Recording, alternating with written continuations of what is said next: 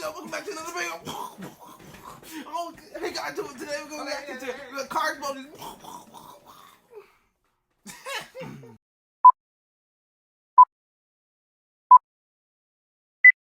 What's good, y'all? It's your boy Kalu. It's your boy Zay, and this is Low Key for the People. What's good, y'all? Yes, sir. Man, look, listen. Y'all made me so happy, bro. 41 views on that first video.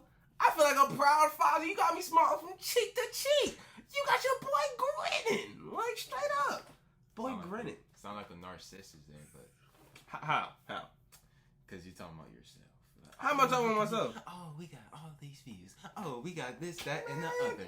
No, listen. I'm not bragging about us. I'm bragging about our cool folks who be watching. I do appreciate that, I do appreciate that, bro. Shout out to the cool folks. If Yeah. y'all didn't see, my mom was in the comments. She saw what's up. But shout out to moms. You know? Yeah, shout out to mommy.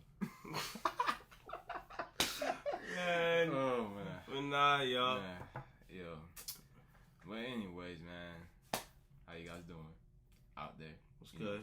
How's life?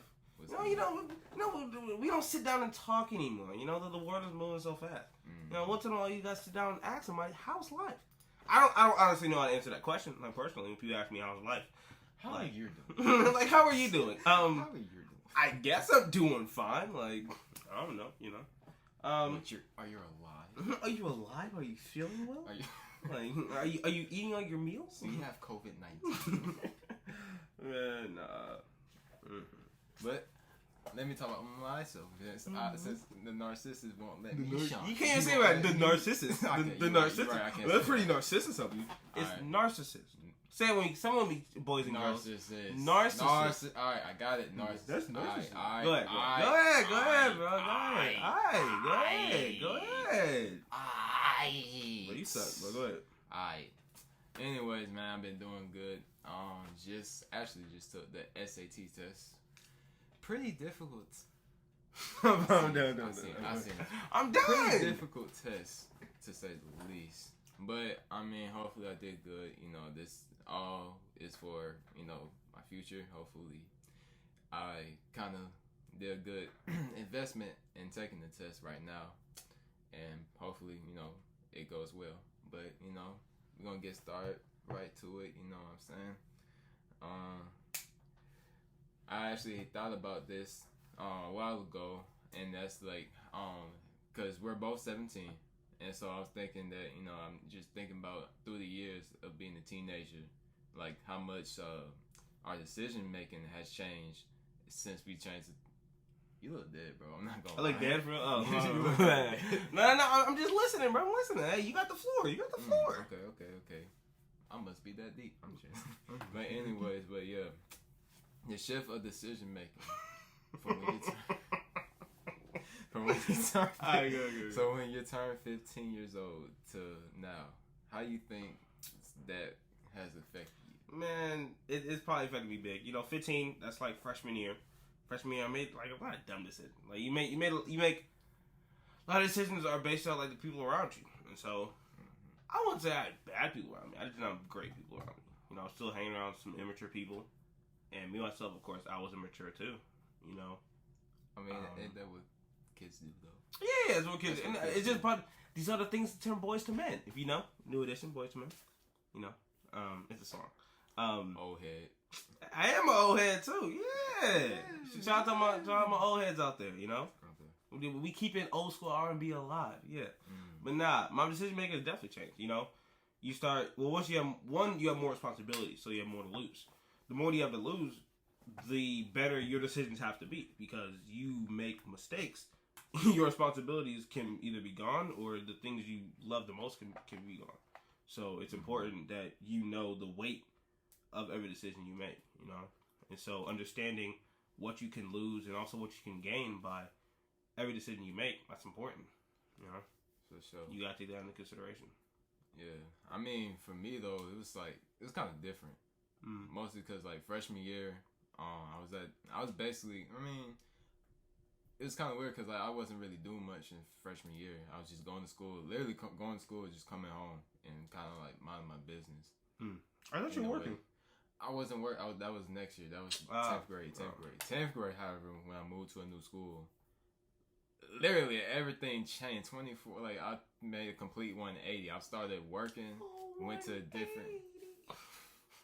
I went to a different school, and not only that, I was riding the MARTA transportation, which that's the public transportation in Atlanta. So big step for me. And you really had to be on your P's and Q's on that MARTA train, because these folks. Folks try to try you, man. Yeah, these folks try to catch you for real good, especially in MARTA. Especially MARTA. If anybody live in Atlanta, if you know, you know. But yeah. That really had me to like I remember since then it's like most of my like in my mindset has really changed a lot. I can feel myself maturing a lot to the point that I don't know, I feel a little bit lazier now because like now that I've been driving and stuff like that, I feel like I'm not moving a lot like I used to or having to be on the set time because like I couldn't miss a beat. In 10th grade, I could not miss a beat. Like miss a beat, I either miss school or I get late to work. I forgot about that. Yes, I forgot about that. Like he was waking up like 5 a.m. just to get to school. Yes, I was waking up at 5, having to go to a bus sometimes at 6:20, or wake up at 5, had to be in the station, and the train takes a while to get to to my destination because I live kind of far from the school by taking the train and by car as well because traffic. But yeah, it's just so much discipline and so much. That you just have to be on your P's and Q's. You gotta make sure that and check your surroundings, cause for real, you gotta be like, fit. You gotta be Atlanta's a hot spot for a lot of stuff, human trafficking, and that was the main thing my mom was worried about, like human trafficking. Yeah, so even though I feel like the whole time I feel like, man, I'm a dude. Like I don't think I know dudes get hey, men, women, child, like you had to learn that, man. Dang, bro. But yeah, all of that. But I feel like all that did for the greater because I went to a new school, because I had that type of experience. It's like it really matured me a lot, and now like I feel like it affects me in the future. Like not me now, but even in the future. Because I'm going to carry that for the rest of my life. That's what I'm talking about. Like, how... No. So let me ask you. So how does this experience help you, going forward in life? It makes me more disciplined. Makes me more resilient. It makes me more productive in life. And I feel like if I do that, I'll be very much successful in life. See, kids? This is why. nah, for real. But, inspiration. Exactly. Certain things in your life are always going to guide how you live. Like after that, so like my sophomore year, I'm taking a chemistry class, and my first notebook check counted for 10 grades. 10 grades. I forgot it was notebook check day, so my first 10 grades were zeros. No, sorry. I had a syllabus grade before this. So my first 10 grades were zeros. So I had like a 30-something or 40-something in that class. So what I had to do for the rest of the year? I had to work like nobody's business. Your boy was at the dining room table every night doing his homework. You know why? You know why? Because when his parents saw that report card and it was like a 34, they got that belt. No, they didn't. No, actually, no. No. Let me tell you that conversation went. We're I think we're like a parking lot, like Touchdown Wings, getting some food, and then I told my stepmom, I was like, "Yo, I got like a 34, 40 something in the class. I missed the notebook check." She's like, "What you gonna do?" And I'm like, "I'm gonna bring it up." Cue the montage. Like I'm doing the work, doing the projects, working hard. I brought my grade up like almost 40 points. 40 points. So it ended up at like a 70? Yeah, it ended up like a 75. And you stayed at 70. That's what's up. Hey, I worked my tail off, as old folks would say. And I did good work, Slave for the man. Slave for the man. Hey, it's man's world. But that's what's up, man. And like I said, same thing you just said about me. Like that experience is gonna help you in the future. It's gonna help you, make better decisions when you're older, and that's just gonna really shape you. So let me ask you this: how did those decisions help you with now you're older with the freedoms you have now? Well, I feel like because of that, my parents. Like I said, I'm able to drive because I was disciplined. I was ahead of the game. I did my research of because I started driving like at 16. I'm still 16. Yeah, 16. And that was because, you know, you got to target certain steps beforehand that I was able to do because sorry for that technical difficulty. But anyways, as I was saying, that helped me, you know, be able to drive basically, you know, and from that, because I took them steps early, you know, that just helps you in the form. It helps you to form, you know, that discipline. Like I said, I'm feeling a little shaky, but you feeling shaky?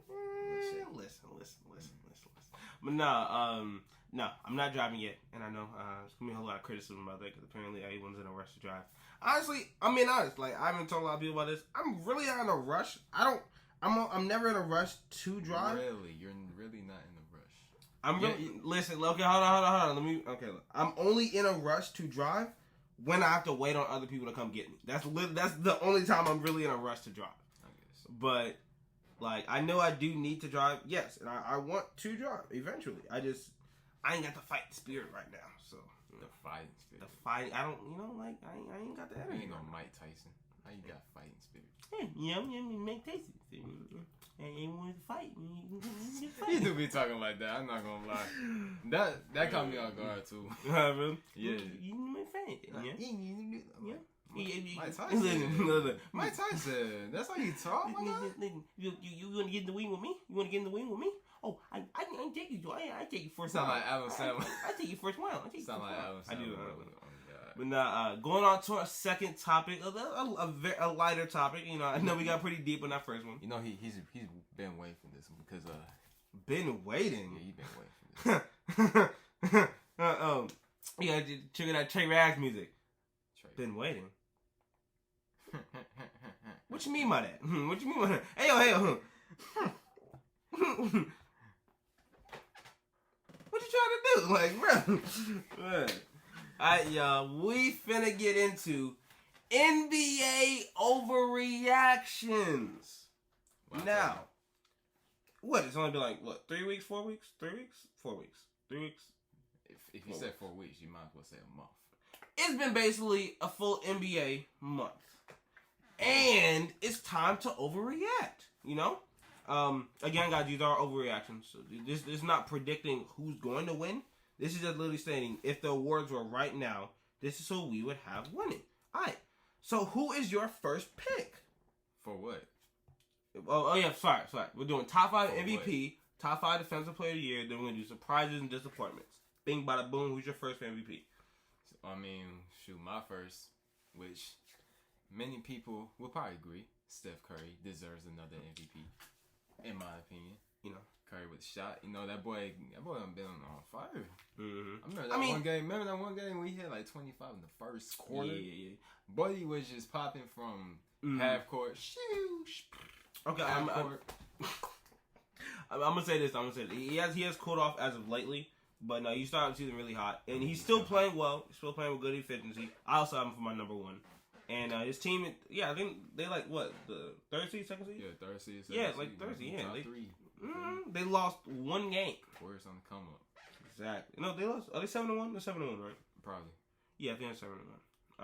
Definitely, like I said, they're like, they are between second and third seed. They're top 3 at least. That's what the point is. Like, yeah, but hot start. My number 2.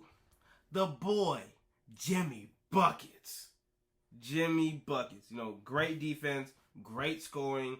The leadership in his mentality, bro. He just and galvanizes the whole squad. For sure. Same thing. Jimmy Butler. For real? Yeah. Guys, listen. We made these lists separate because I was like, I don't want us to change each other's mind. I want us to argue like on the spot because usually we disagree all the time.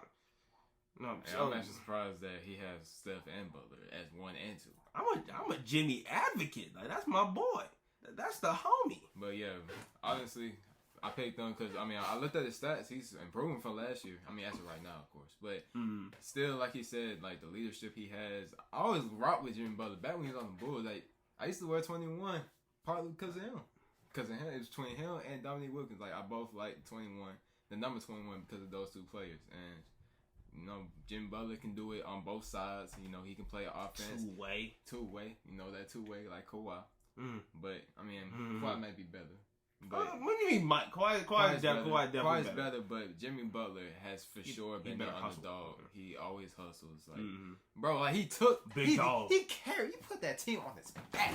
Took him through the bubble. Dog. Went all the way to the finals. Dog. I mean, they lost in 6, but you took LeBron James in 6 games. Hey, let's not just say LeBron. It was we took the Lakers. We took the Lakers to 6. Yeah, but number 3, I just broke the thing off my AirPod case. This is why you don't mess with stuff like that. Sorry. Who's your number 3? My number 3. Ja Morant on my Grizzly. I like that pick. I like that pick. Guys, funny story. I literally had Ja Morant on my I had him on my list, and I think I forgot him off of here. You forgot? Wow. No, listen. How do you? He was my number. Listen, scorching hot right now. How do you forget? His last 2 games were he didn't have great last 2 games. I mean, so I was so I was overreacting, and I was gonna bring him down to 3, but I forgot him off the list. So I'm gonna have 2 people for my 3rd, and I have Donovan Mitchell because he has great scoring, great team leadership. Okay. He's basically asserting himself as the number 1 player on the team, even though Rudy Gobert has a better defensive presence. And Rudy Gobert's also been on fire in the rebounds and points. I'm talking really fast. Sorry. They're also the first seed. They're 7. Slow it down. But nah, so I'm gonna say Donovan Mitchell, 3, and then John Morant 3B. John Morant also had he's amazing scoring, amazing playmaking. His defense ability has gone up. I think they're the 7th seed right now. But I mean, like he's still in his third or 4th year. Yeah, third year. Yeah, he's in his 3rd year. He's in his 3rd year. So yeah, still amazing. Yeah, exactly. Amazing. What you got for number 4? Number 4. This is gonna be surprising to some of y'all. I got DeMar DeRozan. It took you that long to say DeMar. The more I say it, the more I hate it.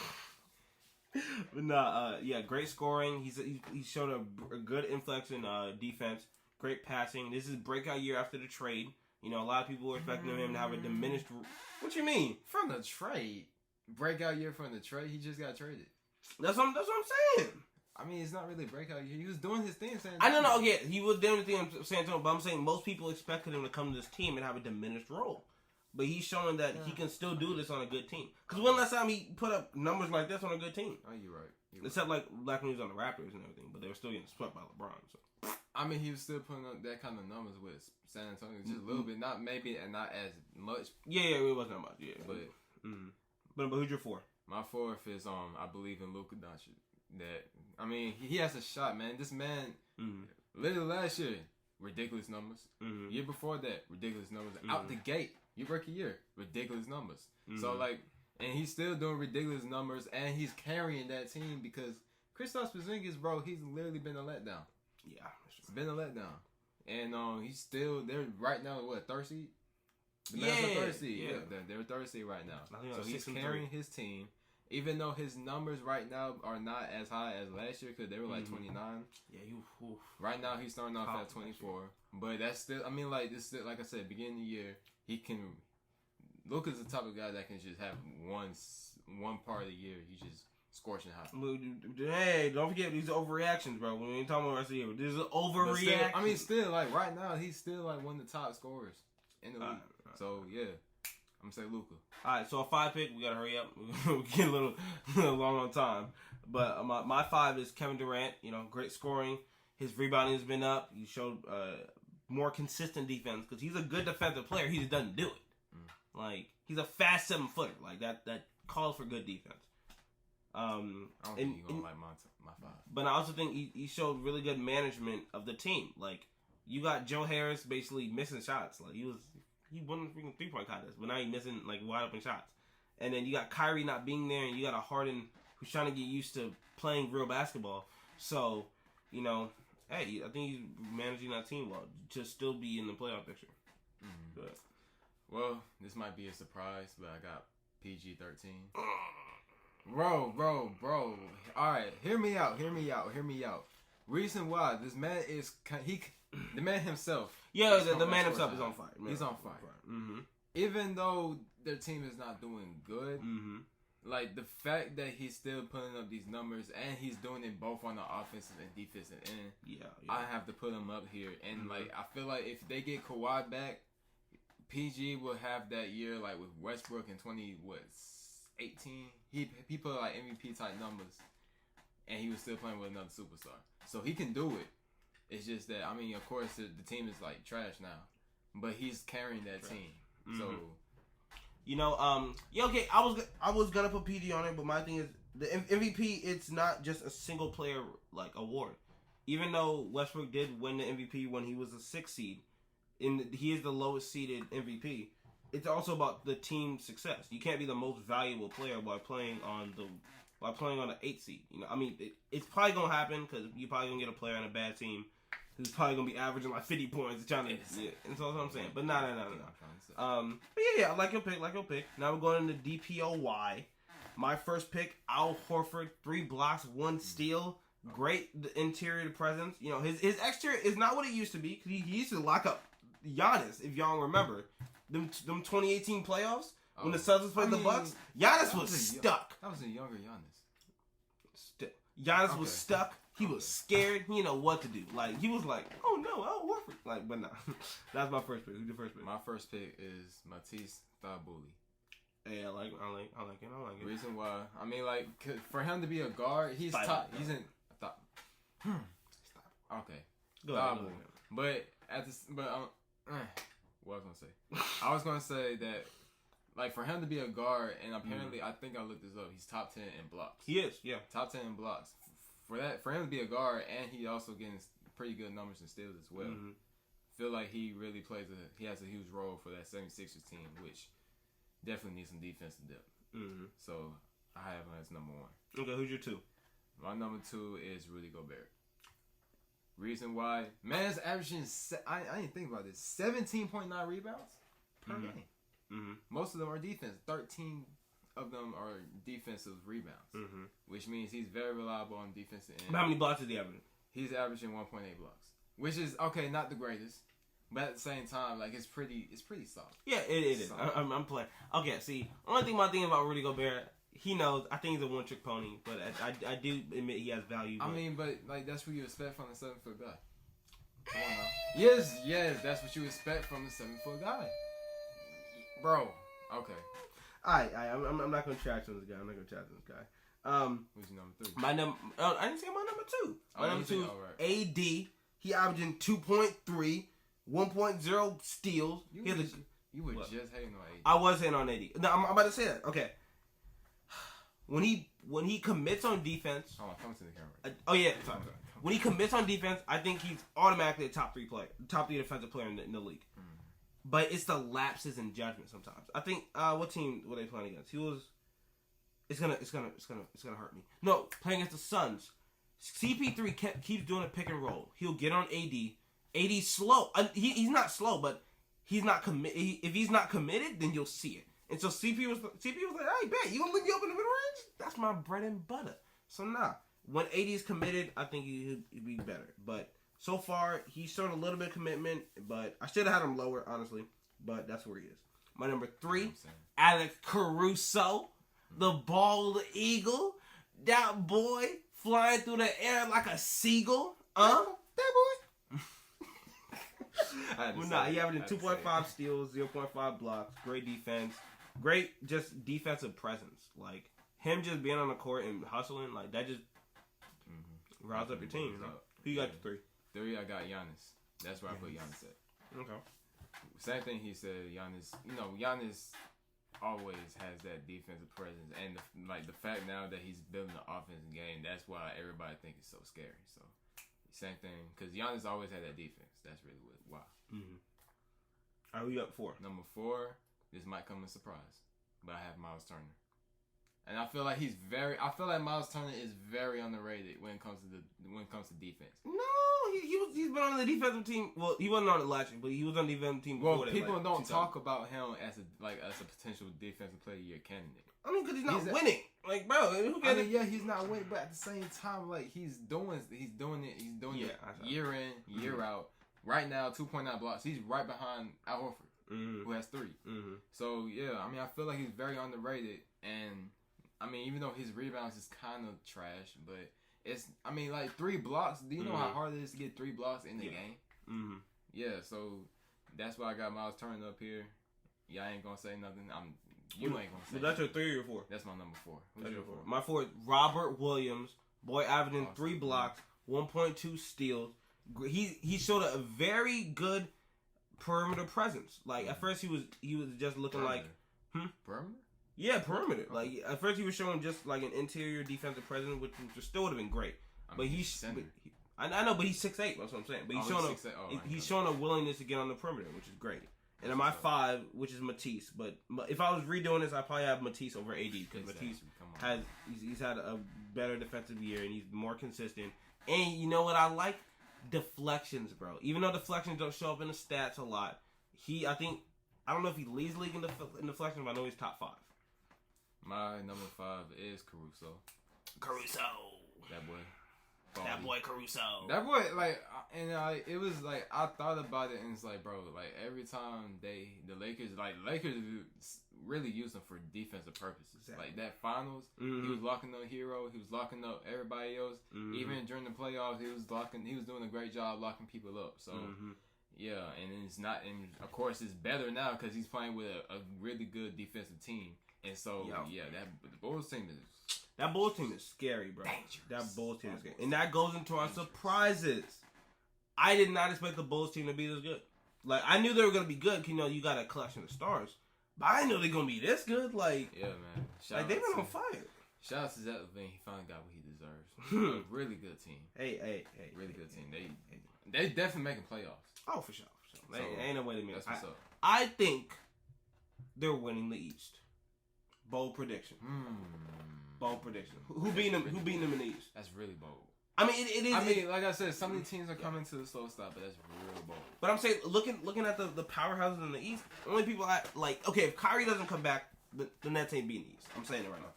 If Kyrie coming back, the Nets not beating the East. But they still got that resilient Bucks team, even though they're not. Like I said, the Bucks. Yeah, the Bucks. Even though they're not really playing good right now. Oh no, they're definitely gonna pick it up. No, this is a lapse. They definitely gonna pick it up. But I just think the Bulls have the chance to beat the East. That's why I got beating the East. Yeah, I also have the Bulls, but another one I want to talk about Miles Bridges, bro. Miles Bridges, yes. Bridges. And the Hornets, but Miles Bridges to be exact, because he's the main reason. This man averaging 25, and for him being a small forward that was known to be a dunker, he's developing that 3-point shot. Like, bro, exactly. Oh my god, he was like at first he was just like a catch and shoot guy and a lob threat, like. Exactly. Now he's showing better on the defensive side. And he's scoring the ball. Like he's out there. Like he's really out there helping. One of my surprises is Scotty Barnes. Boy, averaging 18-9 and with 2.2 steals on 52%. That's what's up. Man, like he was I was watching the draft. I really wanted him to fall because I wanted OKC to pick him. But hey, I like Josh Giddey. He's cool. But I wanted Scotty Barnes. He's averaging 0.6 steals, 0.8 blocks, and he's pretty much leading the team right now. Other than OG Anunoby, Fred VanVleet. Fred VanVleet need to get his percentage up, and OG Anunoby's been playing great. But yeah, that's what's up. Who you got? Another one is Harrison Barnes. Man, I got Harrison on my fantasy team. Oh my goodness, that boy he's a blessing. He is a blessing. Like, oh my goodness. Go ahead, bro. Talk your stuff. Talk your stuff, bro. How many fantasy points he's bringing up? Because I know it's a lot. Like, bro, he's averaging. He's averaging 25 right now. How old is he? Like, almost 30? He's like 30. He's like 32, bro. He's 32. Oh, he's not. Yeah. You ever get? But still, like, for him to be known as a world player, he's averaging a double-double right now. On a team that kind of needs that. What kind of? Really needs that. Really? They'll die for it. Like, bro, they'll die for any player who first off wants to play Marvin Bagley, and for any player who's gonna play well. Yeah, they die for that. Oh, my last surprise, my Thunder straight up owning the Lakers. You guys good? You guys good? Who? You guys? You okay? You okay? You okay? You okay? Like I said this before. Yeah, I told him before. Like it's like the Hawks. Like the Hawks, every time they play LeBron in the regular season, I noticed that the Hawks can beat LeBron in the regular season. Same thing, your Thunder. They can probably beat the Lakers in the regular season. Listen, y'all, listen. I'm a Russ fan, but I'm a Thunder fan first. Now, Russ, how I feel? Huh? Ooh, last game you gave us 10 turnovers. This game you gave us like 8. Thank you. But I'm not going on disappointments. First disappointment, Damian Lillard. I think for like the first 6 games, Russell Westbrook had a better 3-point percentage than Damian Lillard. Okay. It was bad. I think it's still pretty bad. I think they're either equal or Damian maybe like a few points higher than him. I mean, I feel like you should lay off on Damian for the simple fact that this man has it was this summer when they were talking about trade rumors with Damian. Yeah, that's true. Mm-hmm. So I feel like that's part of the reason why, because he's probably over his head about whether he wants to stay or not, or like his decision to stay because he's staying right now. Mm-hmm. So that can affect your game and all that. He's probably not playing with a clear mind right now. I see that. But one of my disappointments was, we talked about this earlier, James Harden playing. Who my foul? Terrible, man. I want to say thank you to the NBA. Yeah, thank you to the NBA. I would say cutting back on fouls, bro. That's gonna be the best thing for viewership. Because I don't want to sit there watching the game. You're right. And in the final 3 minutes, y'all call 5 fouls. Like, bro, come on, y'all. This game is so soft already. And I can tell because all these kids I see either playing street ball or in the gym. Ow, foul, ow, foul. No. I don't call fouls. Like, I was playing on my driveway. Oh, dude, I basically fell. I ain't say nothing. You know what you do? You ain't saying nothing. You know what I do? I get up, I get the ball, and we keep playing. Like, bro, like, come on, y'all. I'm not saying I'm not saying don't call fouls. I'm just saying, like, bro, there has to be some kind of physicality to the game. You know why? Because it's a physical sport. You're right. It's a physical sport. This isn't EA. Like, we're not playing online. Like, there's going to be contact. Like, bro. Yeah, Harden is also my disappointment. And my other disappointment, it's not a disappointment per se. It's a personal disappointment. It's not like an actual disappointment. Luka Doncic. I expected Luka to come out the gate averaging a 30-point triple-double because it's the gradual progression, you know? He came out last year. He was I think it was like top 10 in MVP voting. But, you know, it just his team success wasn't there. I wanted him to come out the gate like, hey, y'all, my team, nah. If we gonna lose, I'm gonna at least get my stats. Like, bro, go out there, pull a Russ, get your 30-point triple-double, but he's not better at efficiency. He's just better efficient play. I mean, you know? That's the thing. He's number one in usage, though. So yeah, that could be part of it. I mean, and like I said, he wants to win. I know. He feeling himself now because he almost won in the what was that, the Olympics? Yeah, it was the Olympics. Mm-hmm. Almost won the Olympics. Yeah, he feeling himself. So he needs a win. He wants to get past the first round. Yeah. He keeps getting matched up against the Clippers, and what does he do? Take the Clippers to a game 7 with 2 of their superstars, bro. And with him having no help, like, bro, like, that is not acknowledged enough. It's really not. What's your disappointment? Another disappointment, the Celtics, man. Oh yeah, the Celtics have been a big disappointment. Like, you got 2 young stars, but like y'all still scraping for wins. That's crazy, bro. Third one, which me personally, because I haven't really heard much noise, is the rookies. All you're not all. I'm not throwing all the rookies, but like the I want to say most of the lottery picks. Most of the lottery. See you on that. Scotty Barnes is an exception. Mm-hmm. No, okay. Most of the lottery picks. Okay, so we definitely had a lot of. Okay, I think this draft is going to turn out some of the best drafts that we've had. But starting out, it's just starting out because they're very raw. They're raw talent. Like, look at Jalen Green. Mm-hmm. His hops are phenomenal, but he's missing a whole lot of dunks because he doesn't have the IQ yet. He has the potential. He has the energy. He has the strength. He has the work ethic. He doesn't have the IQ yet. I think they're lacking IQ right now. You know, I think they have a whole lot of raw talent, just like Cade. I think Cade is gonna be dangerous. Like, I think he's gonna be dangerous this year. But I think they just need the IQ, you know? You're right. Yeah. I mean, but still, like, right now, it's just not really hearing much from them. That's my thing. Like, I gotta hear, like, cause I'm used to like past couple years, rookies just out the gate. Like, LaMelo had all the headlines. Exactly. Like, man. Melo had the headlines. Zion had the headlines. He wasn't even playing. Boy wasn't even playing. So the headlines. Ja had the headlines. Oh man. And then Trey and Luka had the headlines. Like, come on, yeah. So I'm kind of. Oh, those Trey and Luka headlines. Oh my goodness, they were great. Exactly. Oh my goodness, they were great. But y'all guys, that closes off our NBA section.